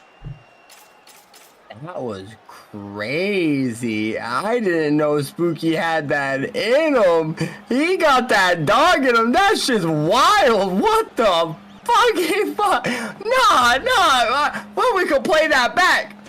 Cause like the sequence was like pink, and then like a big shot, and then like head kick, and he just like spun around like this and just dropped. You know that animation. And then just like Spooky came in like bang, bink, and it was over. My God, Spooky. Wild scenes here this evening. I have some good news and bad news as we move on to the rest of the card. The bad news is that Chemix v Marcus is not happening. That fight has been scrapped for various reasons. But the good news is that means we move straight on to B3 Maxi up against FSK Bossman. With what a fight. What a fight that we have here. Honestly, these two guys, I rate them both very highly. Bossman 5-2 right now. Maxi 9-4. Both on win streaks. Welterweight is the weight class out here, and I'll throw it back to you, Swag. We're going to see Usman up against Leon Edwards again. B3 Maxi being Leon Edwards. Bossman being Kamaru Usman. And if you don't know, Bossman was always a sensational striker, but I have to say the last 4 or 5 times I've watched him fight, he has fucking annihilated people on the mat. So I feel like he has changed up his game, and this Kamaru Usman pick is a solid one from him, especially going up against one of the B3 faithful in Maxi. I haven't seen Bossman fight in a long time. So I'm kind of curious on what his style's looking like today. Maxi's that guy. Maxi's him. Maxi got that dog in him. Maxi be barking while he walks to the cage. Maxi probably barks while he plays. He does. Right? He does. So, and he's using Leon Edwards. Leon Edwards is deadly everywhere pretty much. So, and he's coming right out with the body kicks. I don't know. I'm excited. This might be a banger, Doctor. A banger! Well, we're about to hit the mat already. Oh, damn. Don't you be a little negative, Nancy. It's whether it's on the feet or on the mat, it's going to be an entertaining bout. I promise you that. B3 Maxi going to have a little bit of a tough time with it being on the mat so early, especially as he gets top mounted, but he's trying to stay active, trying to work his way back to his full guard. As Swaggy said, he's got that dog in him. This guy barks in his sleep, and he ain't laying down for anybody. Bossman putting that dog in the cage right now, bro. This is wild work. Well, rolling around so far, already in backside, sprawl, back mount here, does get denied. Finally, one coming out. Get up, also getting denied there. Now both guys Deny each possible ground and pound. Nope. Sprawl into side control. Yeah, that was done by Bossman. He is he's trying to work very heavily right now. Honestly, there's a lot of scrambles. There's a lot of scrambles happening. A lot of active movement. And the problem is that normally favors the guy that's riding out top position because he's going to be able to find something like a back flat shortly, I would imagine. And obviously, having that Usman power is going to really translate to the ground and pound out here, Swaggy, if he can get him into one of those vulnerable positions. Oh, wow. Jesus. Well, he works it, bro. Gets back up. And he's working the stam already. Sorry, cut you off, sir. That's actually like a very legit like way to get out of that position right there. You know, you give him a little shimmy, you know, a little twerk in the back, and you get right out. Don't have to say well, that. Just had to make it so sus that it is unreal. It's never sus if you got a gi on. Well, it doesn't matter what you got on. That's sus. That's sus. Well, Bossman wanted it to be on the ground. B3 Maxi is engaging with it. Got him in the stack guard, letting those hands fly. Does he separate you? Not by choice, but Bossman now back on the feet. It's weird to see Bossman so clinch heavy. I mean, I remember Bossman when he was a starter striker, he would walk forward and suddenly you couldn't get him off you. He was one of the FSK boys who arguably played closer to B3. But suddenly he's going around clinching and trying to do this grappling approach. It's a weird one to see suddenly, but...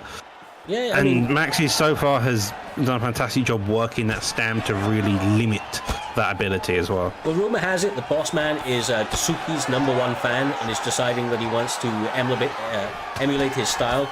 Although he has already thrown more punches in this round than he has in his entire career, so that may be completely factually incorrect. Look, an interesting first round.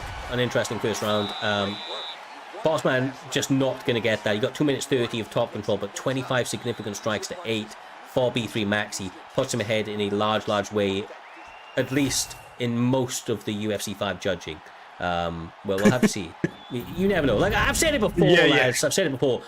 Most reliable. The most. I can't even think of it. Realistic element of the game is the judges and just how wildly inconsistent it is. Probably B3 Maxi getting ahead early. But that style can be frustrating, Swaggy, and if the clinch engagement and the takedowns continue from Bossman, you know, it can get to a point where frustrations may lead you to fighting a little bit outside of what you would do normally.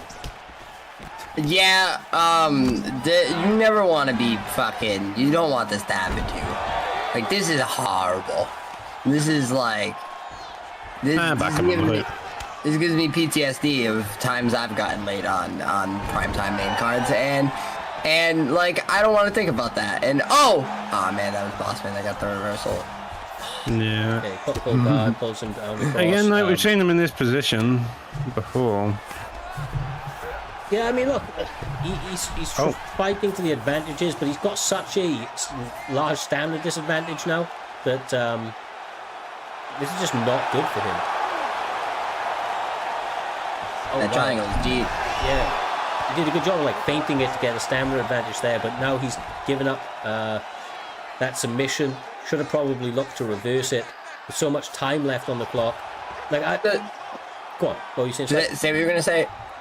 I was just gonna say, B3 Maxi, if he can just continue to survive these positions, even though I don't like the active scrambles and the fact he's getting denied once or twice in some of these key positions, for Maxi at least, he's fighting a really good fight in terms of making sure that he's staying ahead with the damage. But what were you going to say, my man?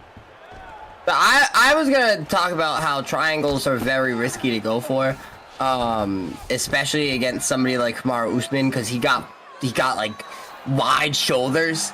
And like he's just built, he's just jacked. So like it's gonna be hard to like lock that like that lock that you need to do, like closing the triangle and then making sure you hit the right angle, is like very hard to do against somebody that's like built like Kamaru. Yeah, especially when they've got you know, as much upper body strength where they can just pick you up and slam you, like Rampage style. Mm. Nice takedown defense on that one. He now knows what is up. Bossman not really trying to conceal it at all, but he is takedown heavy here this evening.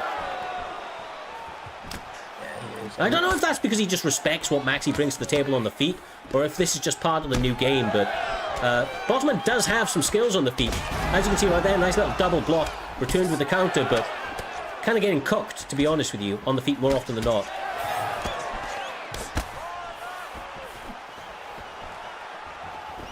Yeah, I mean, Bossman is trying. The uppercut has a couple of successes, the rear hooks as well, but so far Maxi has just spent this entire fight slowly working that stamina, and he doesn't have to do much else really. He can just counter whatever Bossman tries to do. He doesn't have to be proactive. He has to be careful of the body shots, however. They've worked well for him nicely so far, but it is starting to get to the point where Bossman is fishing for the counters, and he lands it. That's exactly what I mean. He caught him as he was going to the body, followed up with a lead hook, and got himself the stun. And that one's probably his round now, with the stun. Without the stun, it might not have been. I mean, 14 to 28 total strikes. Yeah, but he also had like 2 minutes odd of top control, so the stun and the top control, 3 takedowns could have put Bossman ahead. I ain't going to say, definitively, but I'd probably give that to Bossman after that one. I think the round 2 judge is the grapple judge, so I think he may have won the round 2 judges. Round 3 is always up for debate, probably not the judge 1, I imagine. But we'll see if we get to see the scorecards after this. Another power single, goes into high crotch, dumps him on his head. Hasn't got a lot of stamina to work with, but does have a lot of time, Swag. Yeah, he does have a lot of time to work with.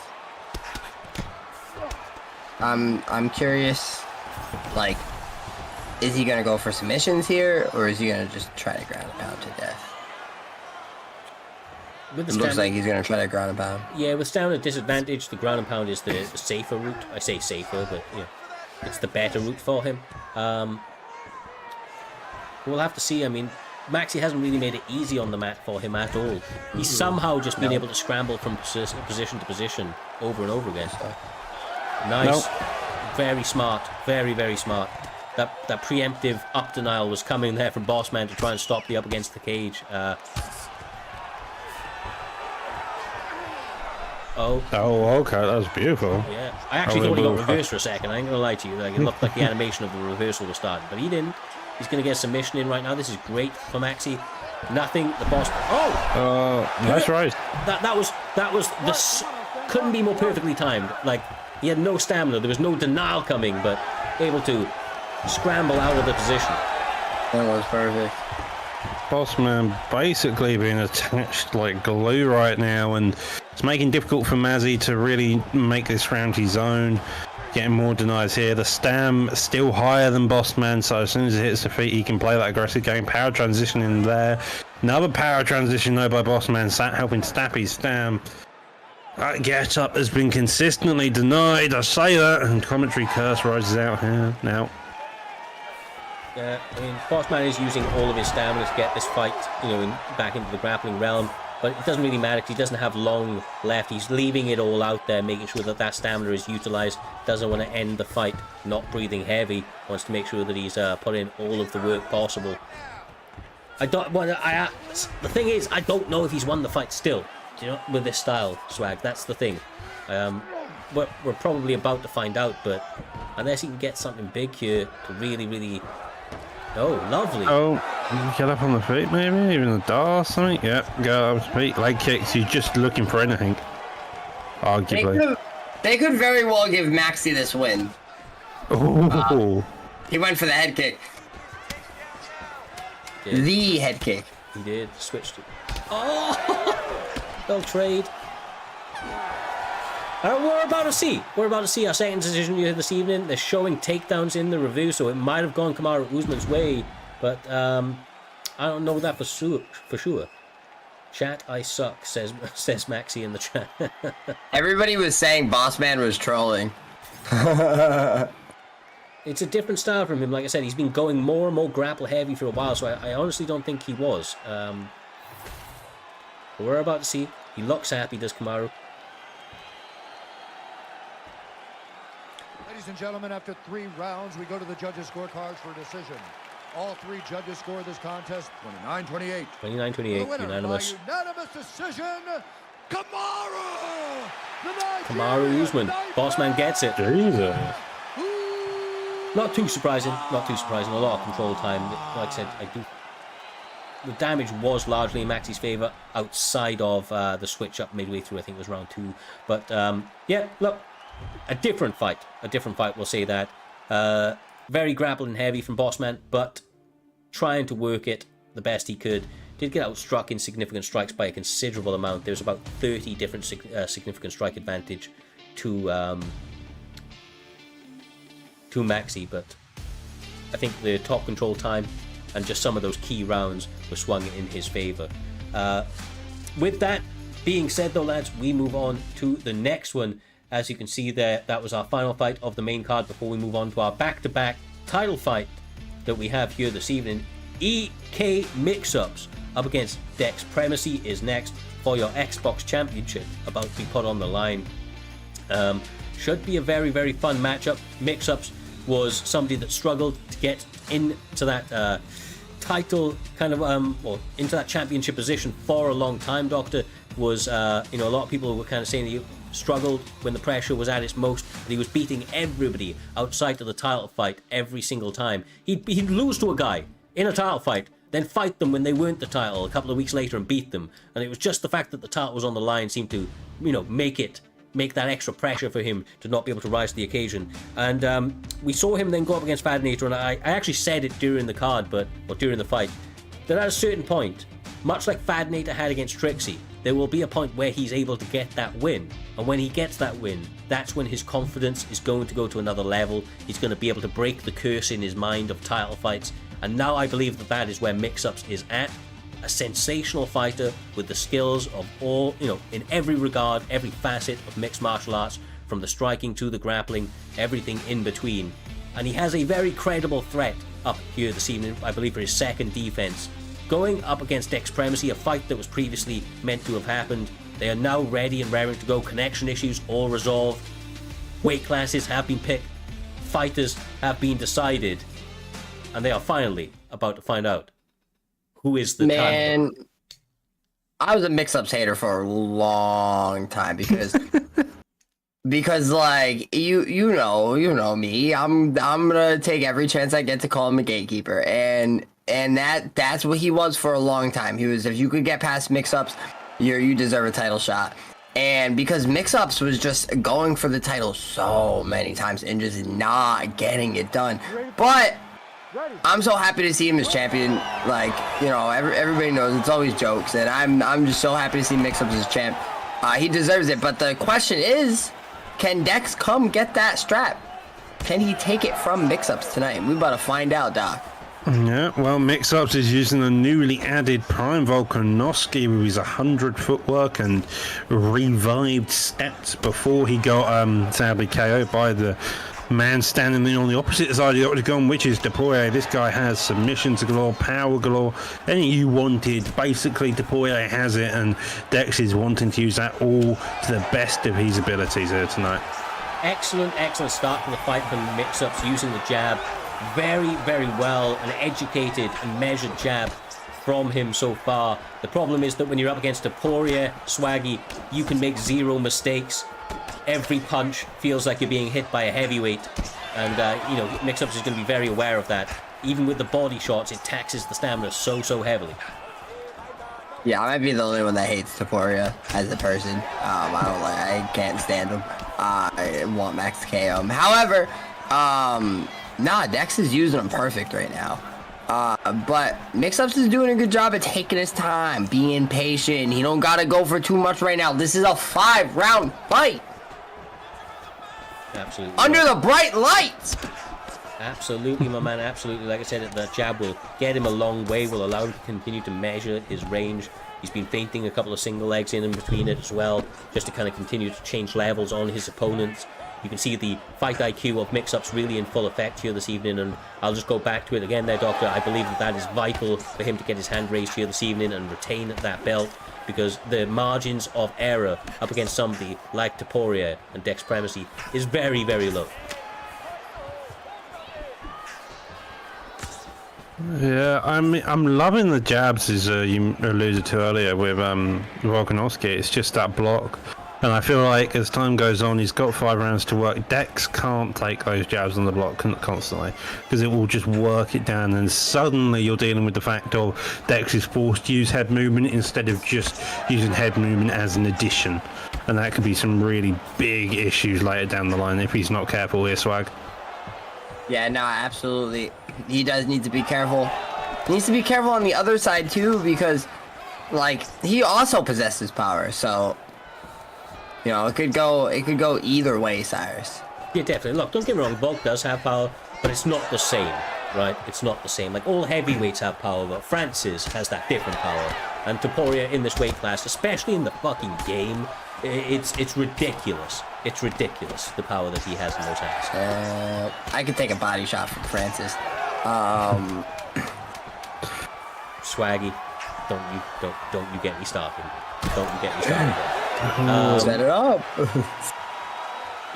You know, I'm going to be nice and I'm not going to say the stuff to you that I was going to say to you there, bro. I'm going to be nice and I'm going to hold myself a little bit more reserved here this evening because you have got to stop smoking that crack, bro. That was crazy. That's crazy, bro. You cannot take a body shot from Francis. I'm sorry. It ain't happening.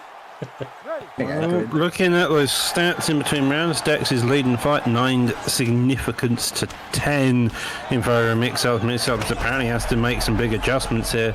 Not big, more minute, wrong word there, but nonetheless, these two guys definitely have got a while to go before this fight closes out anyway.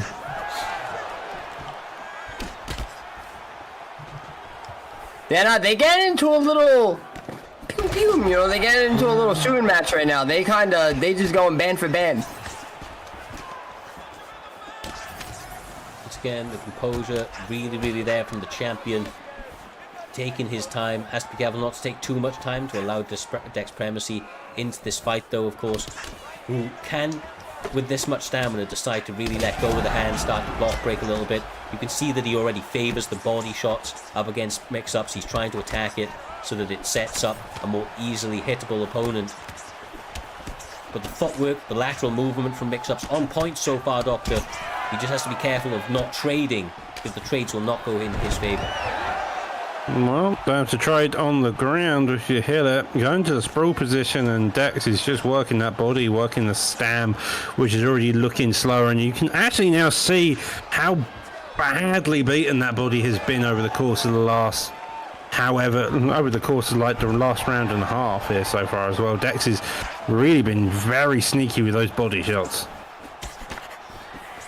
I mean, basically only landed to the body, as best I can see. A couple of occasional headshots, but the body work was really well been after him. And with it being a 5-on-5, that's smart. But then there's a big head health event for that boy. Mixup sits him down as well, Swaggy. Trying to turn up the pressure right now. The champion trying to get this one done. And I like how Mixups kept the composure. Oh my god, get the knockdown in a second knockdown now.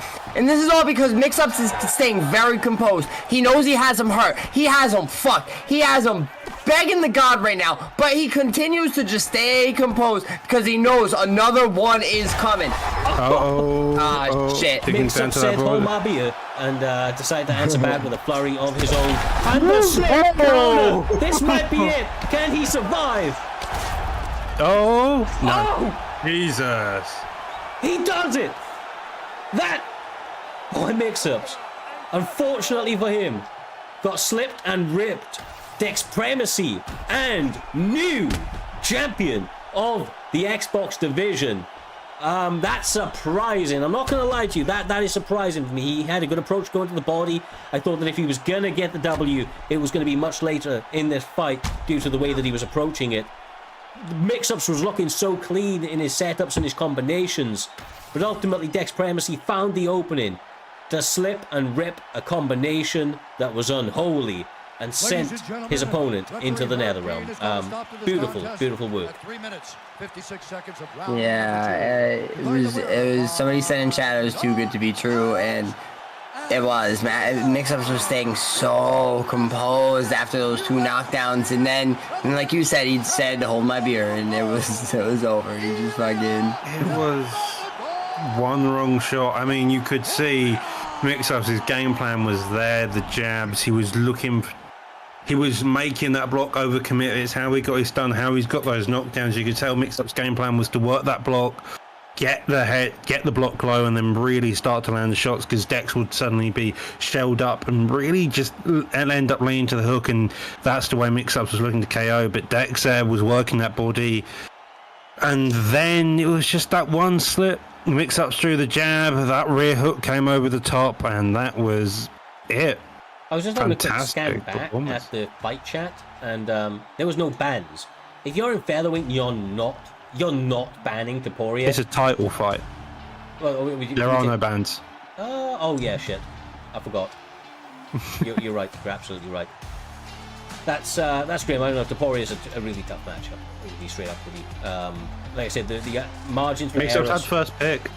He could have picked Taporia. Yeah, I know, but I'm saying that the margins for error are so low that that's always going to be a tough matchup. But I thought he was going to do it. I'm just absolutely blown away with the fact that Dex was able to, kind of stick true to his game right there, get the finish, and done it in an emphatic fashion. He didn't just eke out a decision; he got a finish in the title fight early as well. Round 2, an incredible performance. Great little fight for as long as it lasted. But that does, guys, move us on to the main event of this evening. You know what time it is, Swaggy, aka Dave, up against what remains of Vuck Gaming. The PlayStation Championship is on the line.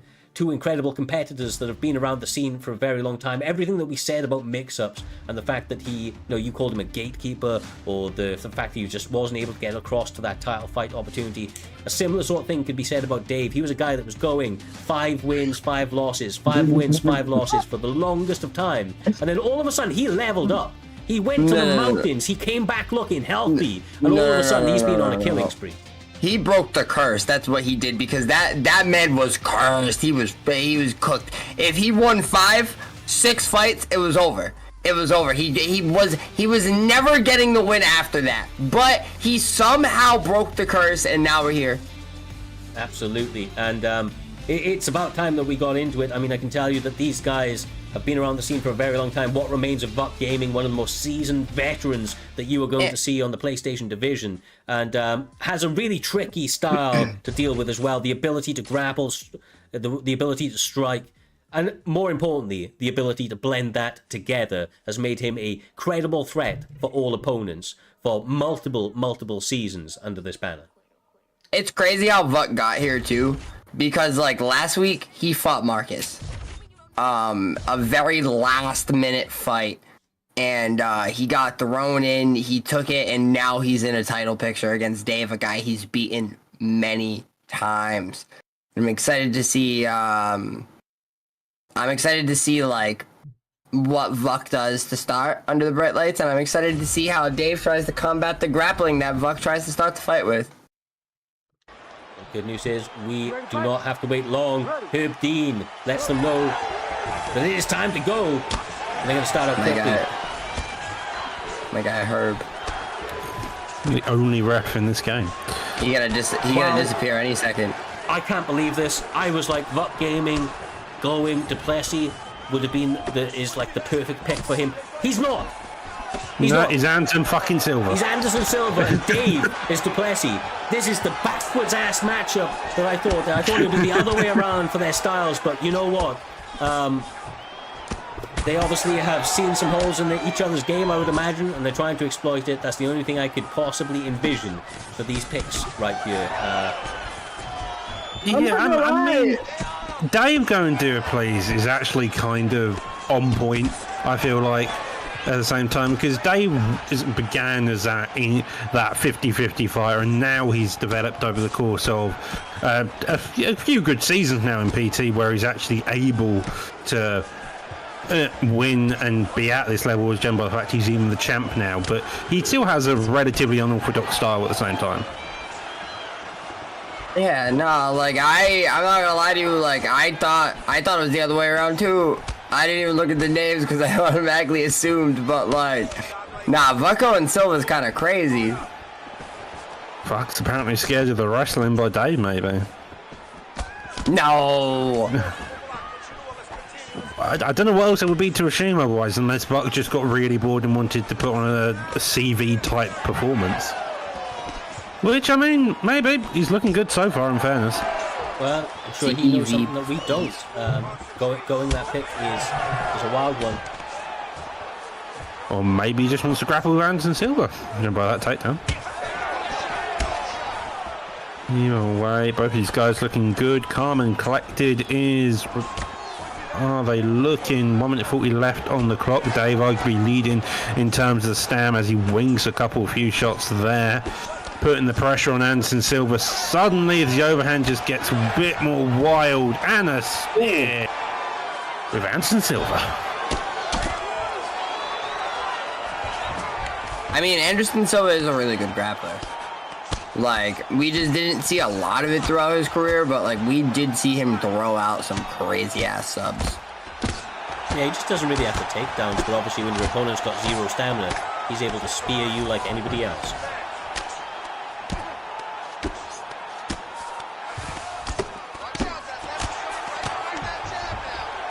Yeah, Duplessis is a really good wrestler, but he didn't have any stam. Kind of cancel each other out on the mat. I think this is largely going to be a striking affair based on that, of what we just saw there. Maybe, and honestly that might have been why Buck went Anderson. Maybe he felt that they cancelled each other's grappling out, so he decided to kind of try and pick the better striker, as he believed that the fight would largely play out on the feet.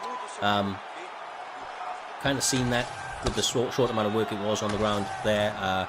There's a long time to work out what is going to happen in this fight, though. Of course, we're just going into the second round. They're about to tough them out, and it was a closely contested first one for my mind. Yeah, it was a very close first one. I don't know who got the upper hand of that. It could have went either way. I think it was very close. Coming into this round, I'm expecting them both to try to heat things up, and obviously one guy is going to take the hammer side. I'm curious to see who kind of like takes the step ahead first here, unless it just stays very close like we're seeing right now. Well, yeah. I was going to say, Buck's going to need to change his game plan. You're seeing the block, you're seeing the health overall being a bit on the sketchy side, and Dave's having an easy time just jabbing and working it. You saw by that stun. Now the takedown here, suddenly everything gets a bit weirder, since you would expect Buck to be in this position, but Dave's the one leading the dance, and holding the position like side control can be deadly, especially if you get crucifix like he's looking like he's going to get now. Yeah, this is major. When Buck was on top, it was very, very much kind of neutralized by a lot of denials on both ends. With Dave being on top, he seems to be doing a lot better at getting the damage going, maintaining position for longer periods of time, but does decide to separate nevertheless. Okay. I think Dave feels like he is in complete control right now.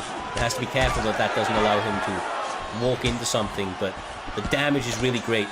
He's doing a good job of just making it count, Swaggy, landing things, ducking, dodging, diving, and getting the big counters every time he does. Yeah, no, he's doing his job right now. He's doing. Oof. That was really nasty. He's doing a really good job of making Buck miss. Overhand straight over the top, takedown there, does get denied, beautiful, but even out of stand managing to secure it. I don't know how that happened, but you know what? I ain't going to question it. Them high crotch. Them high crotch singles. Yeah, but he was out of gas. He got denied, turned the corner, was out of gas, and still managed to do a power. That was crazy. Dave is just built different. It's apparent. Dear. Yeah, that's that DDP fight right there. Oh. No, back up to the feet we go. He does not want to waste any time. Wants to keep the pressure on. Uppercut is landing there. Digs down to the body a bit more.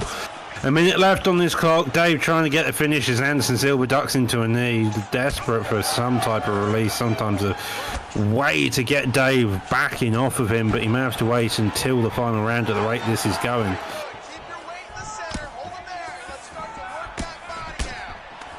I'd honestly like to see Dave abandon the takedown attempts for a moment.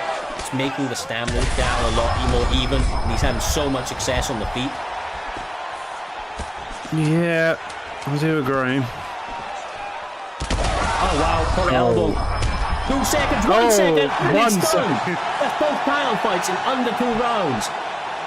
And still your PlayStation champion of the world, aka Dave, does it again. Crazy, crazy work right there. Nah, it's wild to see Dave in like Dave looks so unbeatable right now. Like Dave just did that to fuck. Like Dave is on a different level right now. I'm just like, I don't know. I'm wondering what is even next for him moving forward, and I'm excited to see him in the Grand Prix as well. Yeah, big things for that man right there. He's writing his own legacy right now after, like you said, having been cursed for so long, being unable to get... Cursed. Yeah, he was, man. 5-5 every single time. But he has turned that around. He's found the X factor in his game and looks like an unbeatable threat at the top of that division. Absolutely sensational. Another fun night of cards. I can't even speak, man. It's been crazy. I say it's fucking madness. But Fun night of fights. Fun night of fights. There it is. There it is, Swaggy. Another very fun night of fights. These guys all delivered for the very most part. Incredible knockouts. Definitely a knockout of the night contender earlier on right there from Eagle. And yeah, all around these guys all delivered. We've had one title changing hands, one title being retained as we move forward towards the end of this season at Primetime 150, which of course will then take a very short break and come back for the Grand Prix, kicking off the next season in a big, emphatic way. There are a lot of news to be, a lot of details to be announced.